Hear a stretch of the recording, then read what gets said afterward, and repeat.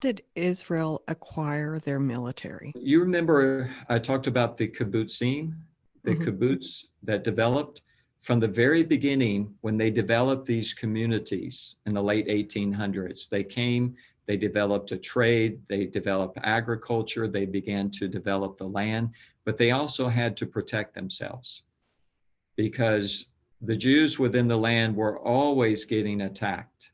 So they had to develop a defense force for their own community. And this, as the nation develops and comes back to life, a defense force is developing naturally.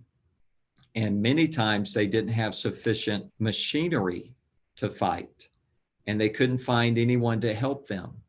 And I know with the Czech Republic or Czechoslovakia of that time, that they at one time helped them to get some armory and some military might in order to fight the 1948 war because they did not have sufficient machinery to fight this fight. So over time, they're developing their military to the point today, it is one of the strongest militaries in the whole world.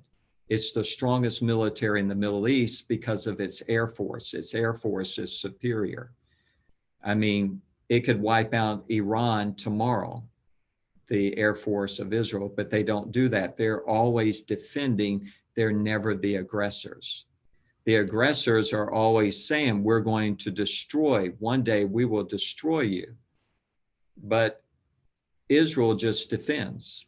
I cannot think of any time that they have been in a position that they're not defending. They're defending themselves against aggressors from the outside that have the mentality, we want to commit genocide against them.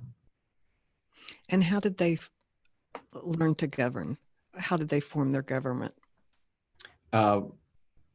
You're talking about in Israel? Through elections. They have the parliament system that you see in England. That's because of the British mandate. So when they went to form their government, they have free, fair elections that Arabs within the land can vote just as well as Jews within the land. Jews within the Middle East could not even exist today. They would be killed.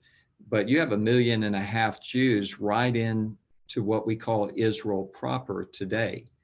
And they have all the freedom and all the rights that anybody else does within the land. So they are elected governments, they are elected officials, they have their own government parties, and they have, just like we do here in America, they are a democracy. And how did they acquire funding for their military? That's a very good question, because if you go back to the late 1800s, they are developing economically. The British mandate is there, but they are developing economically as a people. There are Jews from the outside that are helping them to develop economically. Like there's one Jew that funded the building of 10 cities.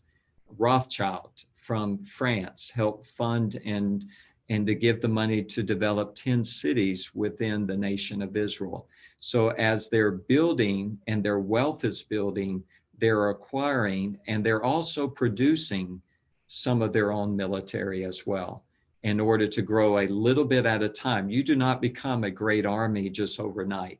It's a little bit at a time, a little bit of economic growth, a little bit of population growth, stability politically, and then you start to grow to where they are today.